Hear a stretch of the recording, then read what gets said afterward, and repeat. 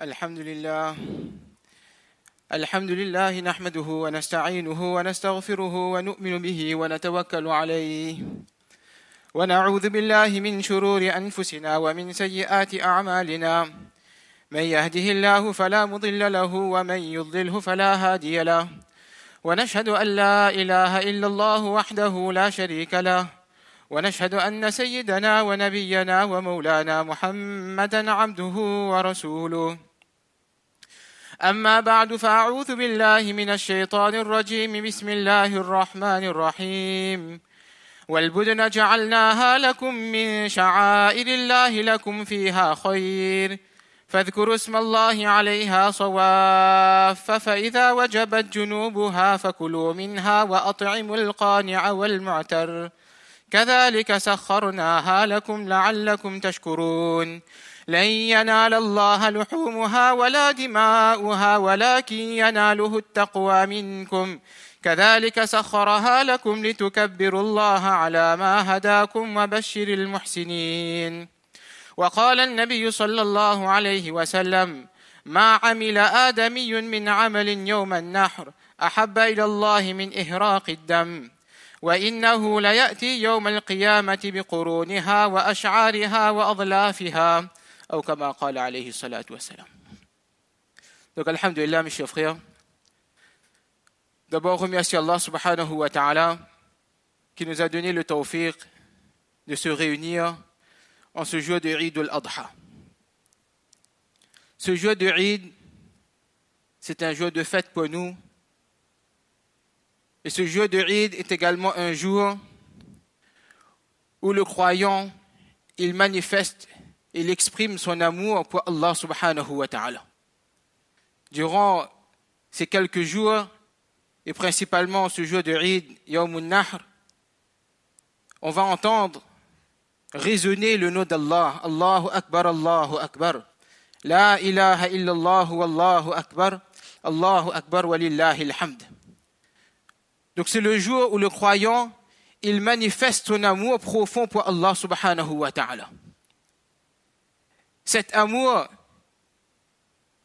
qui fait que le croyant, il devient soumis à Allah subhanahu wa ta'ala. C'est cet amour profond pour Allah qui pousse le croyant à se soumettre à Allah subhanahu wa ta'ala. C'est ainsi que par amour pour Allah, la partie la plus noble de notre corps, la partie la plus sacrée de notre corps, par amour pour Allah, on est prêt à mettre cette partie du corps par terre pour exprimer notre amour et notre soumission à Allah. Durant la salat, 5 fois par jour minimum, le croyant, qu'est-ce qu'il fait? Il se prosterne devant Allah. Alors que le visage, c'est quelque chose de sacré. Le prophète sallallahu alayhi wa sallam a interdit de frapper au visage quelqu'un. Mais pour Allah, par amour pour Allah, ce croyant, il est prêt à mettre son front par terre et se prosterner devant Allah subhanahu wa ta'ala. Et l'histoire nous a montré que lorsqu'une personne, il est animé par l'amour d'Allah, lorsque dans ce cœur il y a l'amour d'Allah, alors qu'est-ce que ce croyant, il est capable de faire? Cet Ousmane radiallahu ta'ala an, dans une rak'at, il lisait le Coran en entier. Dans une rak'at, il lisait le Coran en entier. Pourquoi? Parce que ce cœur était animé par l'amour d'Allah subhanahu wa ta'ala. Imam Abu Hanifa rahmatullahi alayhi, pendant 40 ans, il a fait la salat de Fajr avec le même wuzu de la salat al-Isha. Toute la nuit, pendant 40 ans, toute la nuit de l'adoration d'Allah subhanahu wa ta'ala. Imam Shafi'i rahmatullahi alayhi, durant le mois de Ramadan, il faisait 60 khatm al-Qur'an de la salat. Il faisait 60 khatm al-Qur'an de la salat. C'était des êtres humains.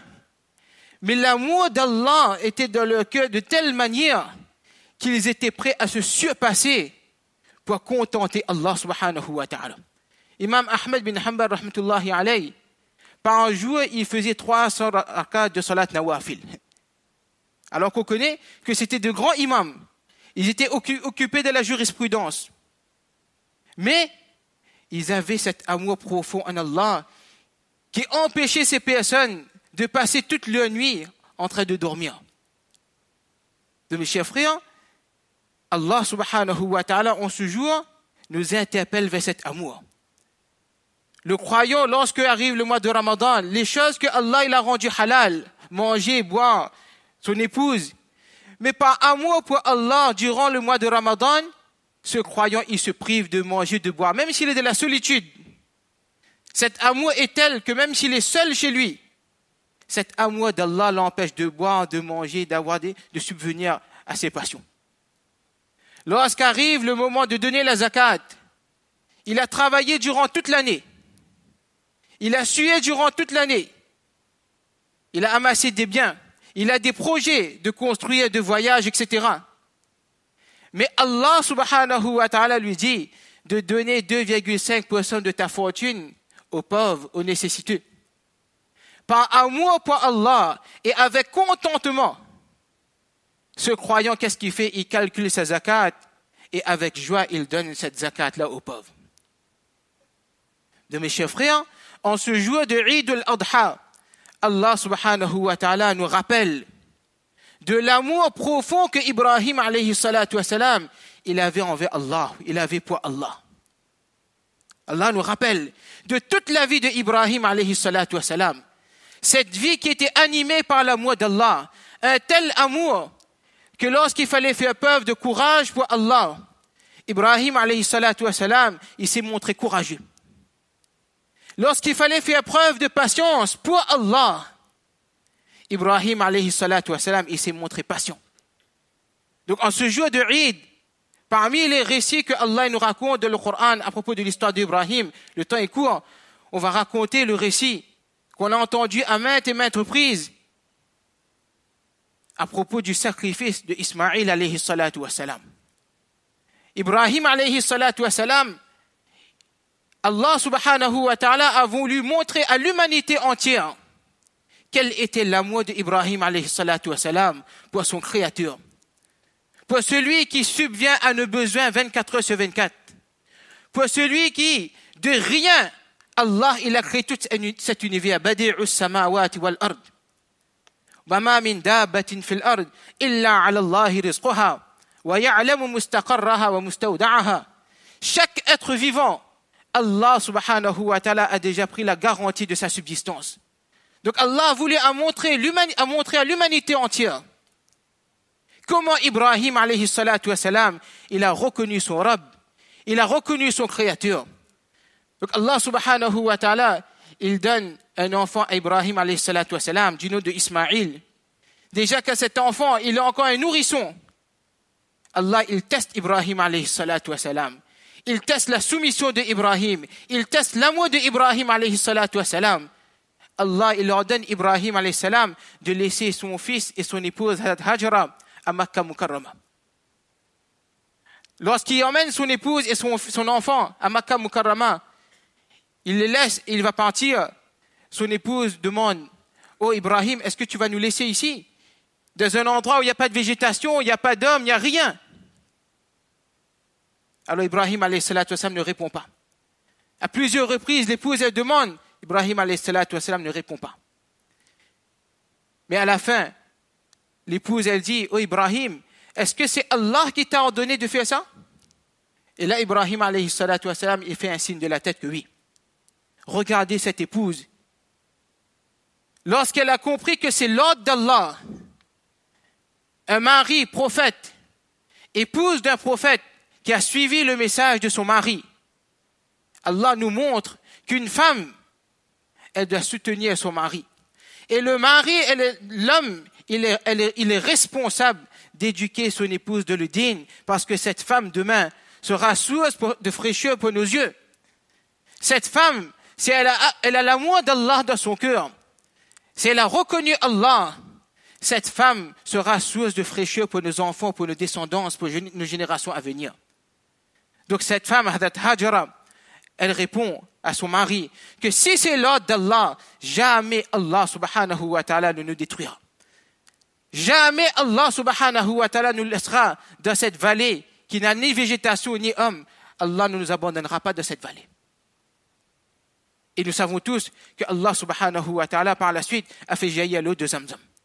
Les Hujjaj qui sont à Makkah Mukarrama, ils se rappellent de ce récit de Ibrahim alayhi salatu wassalam, que Allah ta'ala dans le Coran il dit à Ibrahim, lorsqu'il avait construit la Kaaba, وَأَذِّنْ فِي النَّاسِ بِالْحَجِّ يَأْتُوكَ رِجَالًا وَعَلَى كُلِّ ضَامِرٍ يَأْتِينَ مِنْ كُلِّ فَجٍّ عَمِيقٍ. Oh Ibrahim, tu as construit la Kaaba. Maintenant, fais l'appel. Appelle les gens pour qu'ils viennent faire le tawaf de la Kaaba, pour qu'ils viennent accomplir les rites du Hajj. Et qu'est-ce qu'Allah t'allait dit? Ya'touka. Il n'y a personne qui habite à Makkah Mukarrama. Allah dit, fais l'appel. Les gens, ils viendront à toi. Alors que Ibrahim, Allah subhanahu wa ta'ala, il connaît que Ibrahim ne sera plus là. Comment les gens viendront auprès d'Ibrahim? En réalité, Allah subhanahu wa ta'ala nous rappelle que lorsque vous venez à Makkah Mukarrama, rappelez-vous de l'histoire d'Ibrahim. Rappelez-vous de l'histoire qui est cachée derrière cette eau de Zamzam. Le sacrifice de cet homme, le sacrifice de cette femme, le sacrifice de ce nourrisson. Puis Allah subhanahu wa ta'ala, il ordonne Ibrahim alayhi salatu wa salam, lorsque ce fils, il est en âge de pouvoir aider son père, Allah subhanahu wa ta'ala, il ordonne à Ibrahim, oh Ibrahim, maintenant égorge ton fils. فلما بلغ معه السعي قال يا بني إني أرى في المنام أني أذبحك فانظر ماذا ترى. Ibrahim alayhi salatu wa salam, il va auprès de son fils qui a à peu près 12 ans ou 13 ans. Il va vers son fils. Imaginez un père qui va vers son fils et il dit avec son fils que, oh mon père, j'ai vu en rêve que j'étais en train de t'égorger. C'est un ordre d'Allah. Un fils de 12 ans, qu'est-ce qu'il dit avec son père? Oh mon père, ya abati, if'al ma tu'mar. Oh mon père, fais ce qui t'a été ordonné de faire.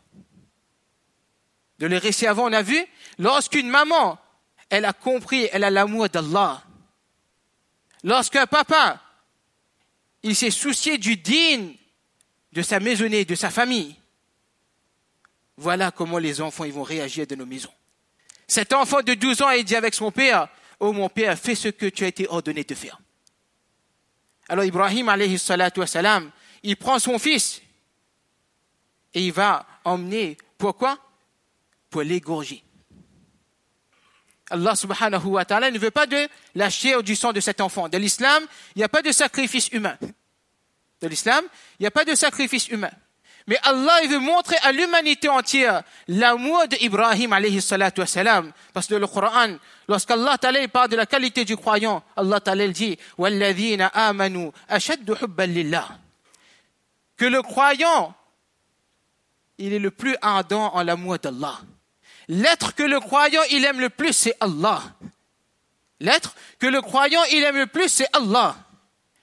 Allah subhanahu wa ta'ala a voulu montrer comment Ibrahim alayhi salatu wa salam, il aimait Allah. Il emmène son fils avec son couteau. Lorsqu'il arrive à Mina pour égorger son fils, alors qu'est-ce que ce fils, il dit avec son père? Il sait que c'est une tâche qui n'est pas facile pour le père d'accomplir. L'amour qu'un père il a pour son enfant. Imaginez l'amour qu'un prophète il a pour son enfant. Parce que l'amour mutuel, Allah subhanahu wa ta'ala, il a basé en fonction de notre iman. Inna alladhina amanu wa amilu salihat sayaj'alu lahumur rahman wudda. Si nous voulons l'amour mutuel, l'amour entre époux et épouse, Allah il a gardé avec le din. Si nous voulons l'amour de nos enfants pour nous, et nous voulons avoir cet amour profond pour nos enfants, c'est à travers le din. Maintenant, imaginez l'amour que le Khalilullah, l'ami d'Allah, il a pour son fils. Donc son fils, il dit avec son père, il dit, oh mon père, tu vas accomplir l'ordre d'Allah, tu vas m'égorger. Et oh mon père, lie bien mes mains et mes pieds, afin que je ne bouge pas trop. Lie bien mes mains et mes pieds, afin que je ne bouge pas trop. Oh mon père, attache bien mes vêtements sur moi, serre bien mes vêtements sur moi, afin que le sang qui coulera ne tache pas trop mes vêtements, pour pas que ma mère ne soit trop triste.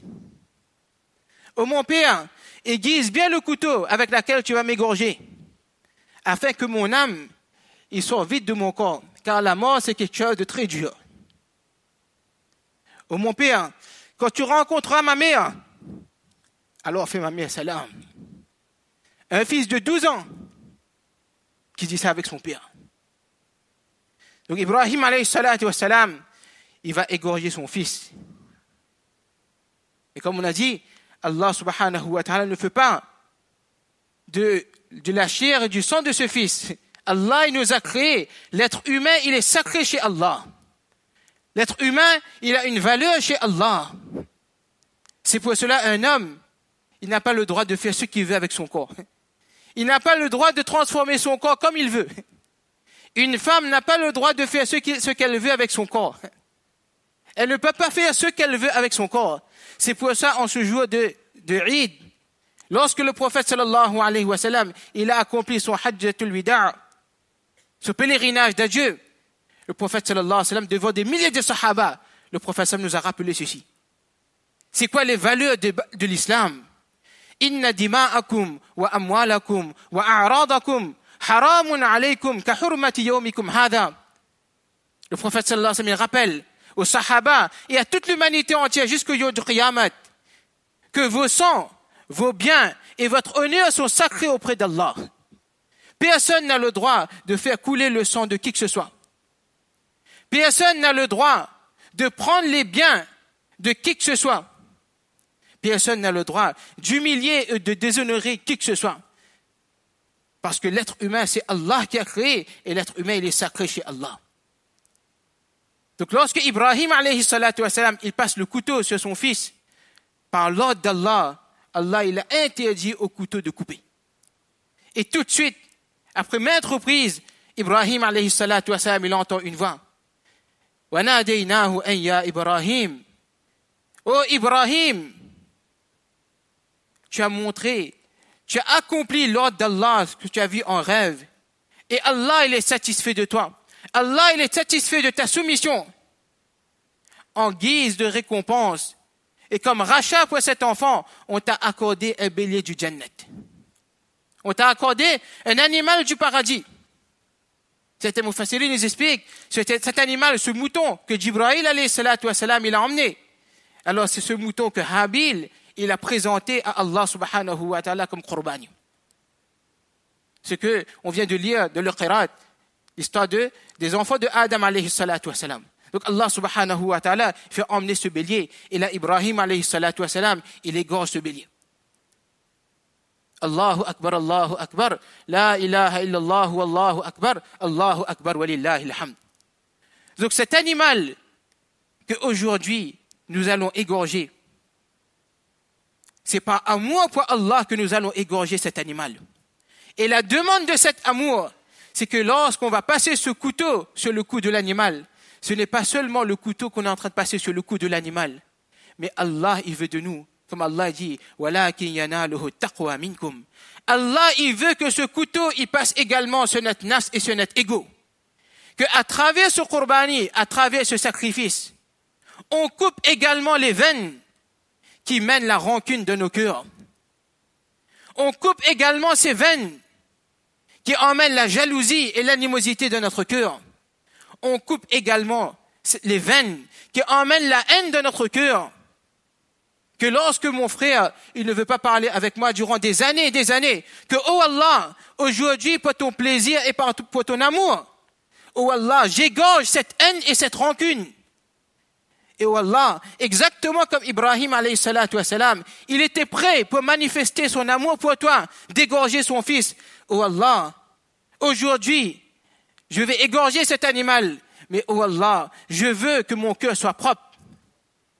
Je veux que mon cœur soit propre, parce que Rasulullah sallallahu alayhi wa sallam, il a dit que l'être humain, il est sacré. Mon frère de sang, il est sacré. Ma sœur de sang, elle est sacrée. Que oh Allah, pour toi, oh Allah, je pardonne à tous ceux qui m'ont causé du tort. C'est pour cela, mes chers frères, le qurbani, c'est en guise de symbole que, oh Allah, je suis prêt pour toi à sacrifier tout. Puis que le croyant, lorsqu'il a cet amour et il est prêt à avancer vers Allah, Allah dit à propos d'Ibrahim, وَإِذِ ابْتَلَى إِبْرَاهِيمَ رَبُّهُ بِكَلِمَاتٍ فَأَتَمَّهُنْ قَالَ إِنِّي جَاعِلُكَ لِلنَّاسِ إِمَامًا.